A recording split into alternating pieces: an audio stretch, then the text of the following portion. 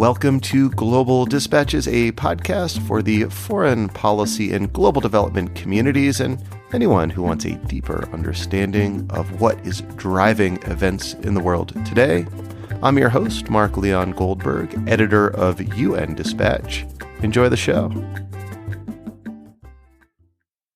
When Joe Biden came to office, the Iran nuclear deal was on life support. Known formally as the Joint Comprehensive Plan of Action, or JCPOA, the Obama-era deal lifted U.S. and UN sanctions on Iran in return for Iran placing verifiable limits on its nuclear program. The deal was, of course, rejected by the Trump administration, which reimposed sanctions, and Iran has responded in kind by restarting certain aspects of its nuclear program. On the line with me to explain where things stand with nuclear diplomacy between the United States and Iran is Kelsey Davenport, Director for Non-Proliferation Policy at the Arms Control Association. We spoke ahead of planned talks in Vienna between the United States and Iran, scheduled for the end of November and early December. This conversation does an excellent job setting the context for those talks and also explaining the negotiating positions of the Biden administration and the new Iranian government led by President Raisi, newly elected this August. It is clear, after having spoken with Kelsey Davenport, that nuclear diplomacy between the United States and Iran and the other signatories of the JCPOA is extremely tenuous at this moment. And frankly, it is unclear if the JCPOA can be saved at all. And a quick note that today's conversation was supported in part through a grant from the Carnegie Corporation of New York. And as always, if you have questions for me, if you have topics you'd like me to explore or people you'd like me to interview, please send me an email using the contact button on globaldispatchespodcast.com or hitting me up on Twitter at Mark L. Goldberg. And now here is Kelsey Davenport, Director for Non-Proliferation Policy at the Arms Control Association. When President Biden took office in January, there was a considerable crisis surrounding the future of the nuclear deal with Iran. The U.S. had withdrawn from the deal in May of 2018 and imposed a series of punishing sanctions on Iran, despite Tehran's compliance with the deal at that time. And then after a year of trying to work with the Europeans, Russia, and China to realize some sanctions relief, Iran began to violate the accord in response to the U.S. withdrawal and sanctions campaign. And at the time of Iran violating, then President Hassan Rouhani made very clear that Iran would reverse its violations and return to compliance if sanctions relief were realized. So fast forward then to Joe Biden taking office. Iran is in violation of the deal. Joe Biden has committed the U.S. to return to compliance if Iran is willing to do the same, and says he wants to begin negotiations with Iran about that process. And beginning in April, the United States and Iran met indirectly in Vienna 6 times to begin to discuss kind of the sequence and steps that would be necessary to actually restore the deal. Why indirectly? Well, I think there's a certain amount of legitimate frustration on the part of Iran when it came to U.S. actions around the nuclear deal. President Trump withdrew from the deal despite his own intelligence community telling him that Iran was abiding by the agreement. And Iran legitimately did not view the United States as an actual party to the nuclear deal because of that withdrawal. So I think some of this was political signaling. Iran was sending a message to the Biden administration that re-entry to the JCPOA would not be easy. And then some of it, too, was Iran playing to its own domestic audience. I mean, domestic sentiment against the nuclear deal has really risen in the past few years in Iran, after having first had overwhelming support when the deal was reached because of the lack of sanctions relief. So I think there were both messages to be sent to the U.S. And domestically in Tehran to really demonstrate Iran's dissatisfaction. So was there anything accomplished in these initial discussions in April? The indirect talks took place in 6 rounds between April and June. And by accounts from both the Iranian negotiators, the US negotiators, the other states, a significant progress was made, both in looking at the scope of the sanctions relief, because Trump not only reimposed sanctions that were waived by the nuclear deal, but his administration also pursued further sanctions on Iran. And those sanctions have hindered or would hinder sanctions relief if the Biden administration were to lift only those required sanctions under the nuclear deal. So those measures had to be in the mix. So progress was made talking about the scope of sanctions relief.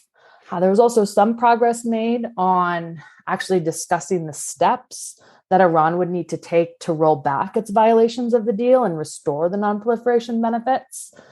But there were still some significant issues when those talks stalled in June over the Iranian election.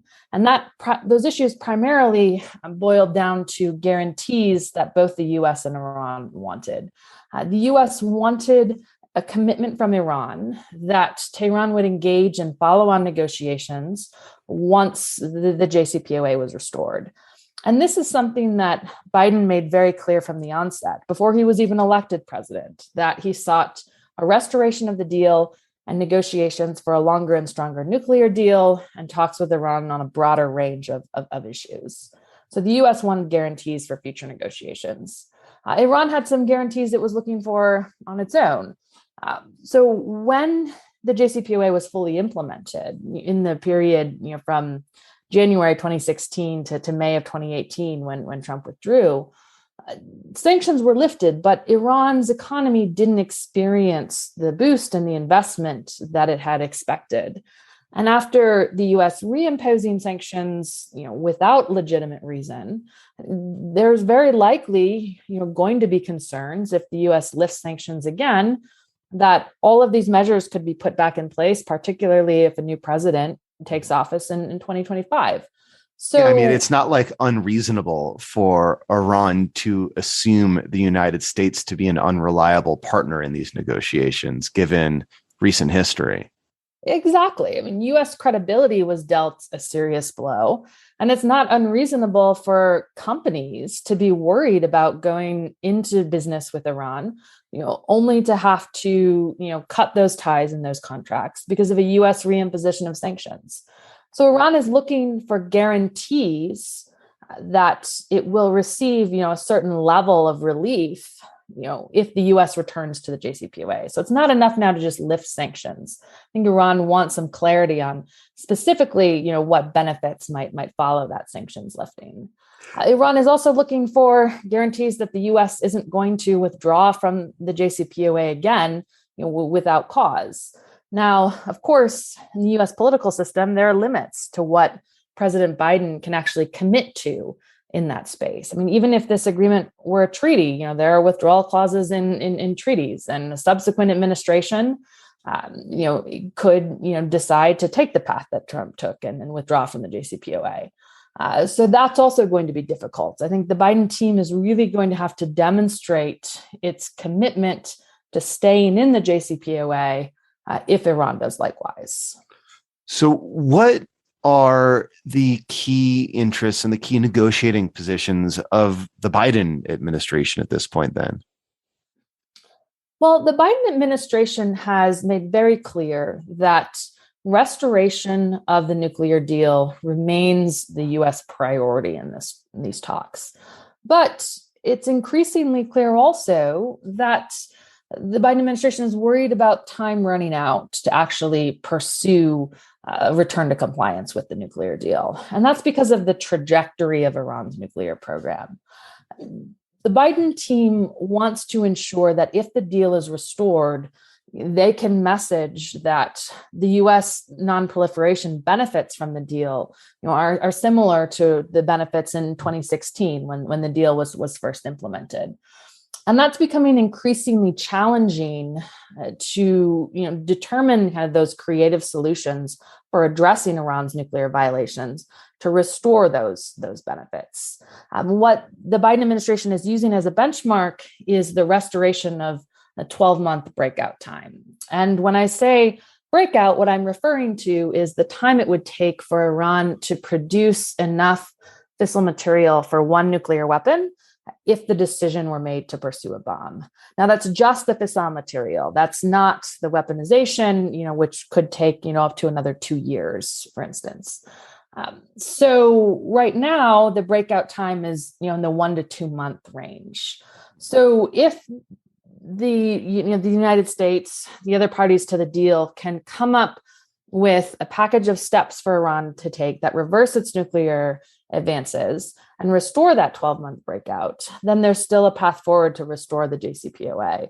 But if the Biden administration, doesn't believe that 12-month breakout restoration is possible, then I think its calculation about whether or not restoring the nuclear deal is in the U.S. best interest will begin to change. So that trajectory of Iran's nuclear program and how it influences non-proliferation calculations is very critical right now, and I think will remain at the forefront of the Biden team's thinking in the next few months. But just to be clear, if Iran wanted to, they could reverse that progress and lengthen that breakout time by, like dismantling some centrifuges or something like that?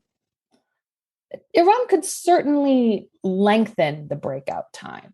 And most of Iran's violations of the nuclear deal are quickly reversible.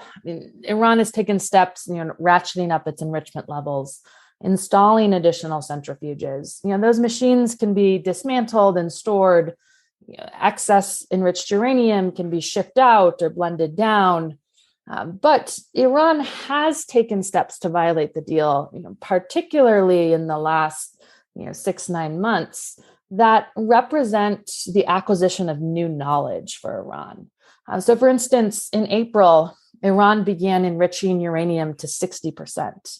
60% is still below what's considered sort of weapons grade threshold, which is 90%. But Iran has never enriched to 60%, until this past year. Iran is also beginning to do some research and development activities around uranium metal. Now, uranium metal can be used in reactor fuel. Iran says it's going to use this to produce medical isotopes. But uranium metal is also considered an activity related to weaponization. So Iran is beginning to gain knowledge from some of these activities that it didn't have before. And of course, that knowledge can't be reversed. So the question then becomes, can you come up with a creative way to mitigate some of the impacts of that knowledge? And right now, I think that's still possible. But the longer that Iran gains from these research and development activities, the more it's going to refine and master some of these capabilities. And that could fundamentally alter how we think about Iran's nuclear program and how Iran may pursue nuclear weapons in the future, if it chooses to do so. So that's one of the reasons why, time is short. It's not just the dwindling breakout time. It's also the advances and the changes in thinking and the knowledge acquisition that Iran is gaining from these research and development activities. To what extent did the presidential election in Iran, which elected President Raisi, upend the potential or progress towards a return to the JCPOA? I mean, a lot of the men from Iran who negotiated the JCPOA in the first place, are no longer in office. Well, elections have consequences, and that was certainly true in the Iranian case. And yes, Raisi coming to power in being elected in June, taking office in August, has certainly had implications on the negotiations. For one, I think if we look at how former President Hassan Rouhani treated the nuclear deal and the crisis surrounding the nuclear deal, he calibrated Iran's violations of the agreement very carefully to demonstrate that the steps Iran was taking were about leverage and about pushing the US to return to the deal and not indicative of weaponization activities. And he was even pushed to take some steps, I think, beyond where he wanted to go by the more conservative parliament in Iran, dictating certain violations through legislation. Raisi is a very different character. I mean, he is much more skeptical of engagement with the West, and generally more opposed to the JCPOA itself. Now, the supreme leader of Iran, has said it's in Iran's interest to restore the deal, and Iran will return to compliance if U.S. sanctions relief can be guaranteed. So, he'll operate kind of within that framework. But I think it is quite clear that he will try to get what he can sell as a better deal than what Rouhani was getting, that he will push the United States to try to provide more sanctions relief. And he'll try to leverage Iran's violations of the deal, for more on the U.S. side. And I think that this is a very dangerous game that Raisi is playing, because he risks overplaying his hand. He risks overplaying his leverage and the U.S. walking away from the deal. And that's why I think this resumption of talks in November, on November 29th is going to be quite critical, because it will actually give the United States and the other parties to the deal, I think, a clearer indication if some of the rhetoric coming from Raisi is just posturing, trying to set a harder line ahead of the resumption of talks, or if Raisi is actually voicing Iran's bottom line. And if it's the latter case, then I think the prospects for restoring the JCPOA are much dimmer. I mean, if you look at the calendar, talks are resuming at the end of November. Raisi was elected in August, promising to resume talks soon. His administration has been stalling. Iran's nuclear program has continued to grow. So, now I think there is real doubt about whether or not Iran is serious about restoring the JCPOA. And I didn't have that doubt with the Rouhani administration. I think it was quite clear that they viewed restoration of the JCPOA and restoration of the deal as swiftly as possible as in the best interests of Iran. It's sort of tragic that you have at one point a U.S. administration who is skeptical and hostile to the deal, while the Iranian administration is accepting of the deal. And now the reverse seems to be the case as we head into these talks, as you said, that are scheduled for the end of November. Now, will these be, to your knowledge, direct talks? No, it looks like we're going to return to indirect negotiations in Vienna, where Iran is speaking with the 3 European countries party to the deal, Russia, China, and the EU, and then the EU sort of as sort of the coordinating body for that group, will relay the Iranian positions to the US and then vice versa. So, and this is because this is what Iran wants. Presumably, Rob Malley, the U.S. negotiator, would be happy speaking directly to the Iranians. I think the U.S. would absolutely prefer direct talks, in part because this indirect negotiating formula drags out the process. And I think it also, can create space for miscommunication and mischaracterization. I mean, I have no doubt that the EU will, play its role, kind of shuttling back and forth between the two camps with the best of intentions. But that's not the same as sitting across the table and directly exchanging views. So again, I think all of this drives that concern about whether or not the clock is going to run out for JCPOA restoration, or whether or not Iran is trying to drag this process on to try and gain more leverage as its nuclear program advances. So having followed this process for so long, what do you think can be done to save the JCPOA at this point? Well, personally, I still think that restoration of the deal is in the best interests of the U.S. and Iran at this point, and that diplomacy remains the only option to address this crisis. Secretary of State, Antony Blinken has said that the U.S. is looking at other options if talks fail, but none of these options are good. If you look at attempts to disrupt Iran's nuclear program using cyber attacks, the assassination of scientists, direct attacks on nuclear facilities, Iran always responds by ratcheting up its program further. So further kind of kinetic action against Iran's program might result in some short-term benefits, might set the program back initially. But in the long term, that just risks Iran changing its calculus about the pursuit of nuclear weapons. It could drive Iran to believe that nuclear weapons are the only option to actually prevent further attacks, further territorial incursions. So I really think that approach could backfire. And I also am not sure that the U.S. can leverage sanctions pressure the same way that it did in the lead up to the negotiations on the 2015 nuclear deal. The Obama administration, I think, did an impressive job, garnering international support for both UN and US sanctions to put significant pressure on Iran. As a result of how the Trump administration, reimposed sanctions on Iran, I think as a general result of sort of what's perceived as U.S. over-reliance on sanctions and overreach on sanctions, I think there's some sanctions fatigue in the international community, and there's some concerns about U.S. credibility. I mean, can the U.S. actually lift sanctions and provide states with relief that should be at the outcome of a state changing its activities or behavior? So it's unlikely that the U.S. is going to get that level of support, particularly from China, which is a key trading partner right now for Iran, particularly with oil purchases.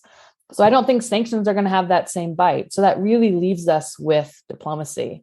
So, headed into these talks, I think it's necessary for the United States, the other parties to the deal, to really think about how they could put a package together that would demonstrate to Iran that it will benefit from the actual lifting of sanctions, to think about some of those creative proposals, to perhaps put some concrete projects on the table to demonstrate to Iran that if Iran returns to talks in good faith, and is willing to be similarly creative in terms of rolling back its nuclear advances, that there is a path forward that will allow Iran to benefit economically and allow the international community to benefit from the restored non-proliferation, the restored non-proliferation benefits of the deal. Yeah, I mean, it seems that simply lifting sanctions or promising to lift sanctions is not enough for Iran at this point, precisely because of the unreliability of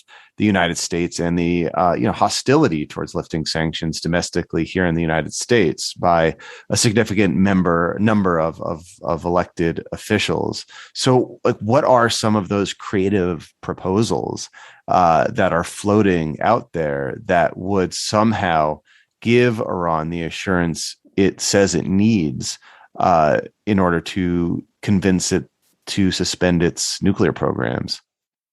I think the United States is going to have to look at, providing some guarantees, perhaps through letters or even indicating that licenses will be approved without delay for specific projects. But those projects and investments are likely going to have to come from the Europeans or the Russians or the Chinese, because the U.S. will still have primary sanctions on Iran that will prevent a lot of investment. And just because these other states have engaged with Iran's economy, more recently. So I think trying to perhaps find some specific projects, making it clear to Iran that there will be no delays, no barriers to issuing any necessary licenses, perhaps providing some letters of guarantee that there's space there to address what really is at the root of Iran's concerns, which is kind of that sanctions relief performance. Lastly, Is there any specific indicator from these talks or outcome from these talks scheduled at the end of November that you will be looking towards that will suggest to you whether or not they are kind of nudging things in the right direction or it's more of the same? Well, I think the first round of talks is likely going to be an airing of grievances, primarily on the Iranian side. I think that's kind of expected, with this new administration, given the greater hostility and distrust of the West. And I think similarly, we'll see on the U.S. and P4+1 side, urging that Iran, pick up negotiations where they left off in June, rather than kind of resetting the table and starting from scratch. So, I don't really expect much from the first round of talks. I think it's going to be negotiating teams and getting their initial positions out there, airing their grievances. So what I would like to see and what I think would be a sign of success is as the talks end, a clear indication that another round is going to begin and relatively soon. I think, if there's a significant delay between the first round and the second round, that's only going to play into the concern that Iran is buying for time, that Iran isn't serious, that Iran is trying to grow its nuclear program to provide more leverage for talks. And I think that, again, risks the clock running out or the United States and the Europeans, deciding that restoration of the deal isn't possible. So the best I think we can hope for, unfortunately, out of this first round is just agreement to meet again and relatively soon. Well, Kelsey, thank you so much. This was super helpful context. Well, thanks for having me. I really enjoyed the discussion. All right. Thank you all for listening. Thank you to Kelsey Davenport for coming back on the show. And of course, this is one of those topics that I will be revisiting again and again in the future. And just a final note that the opinions and views expressed in this conversation belong solely to either Kelsey or I. Bye.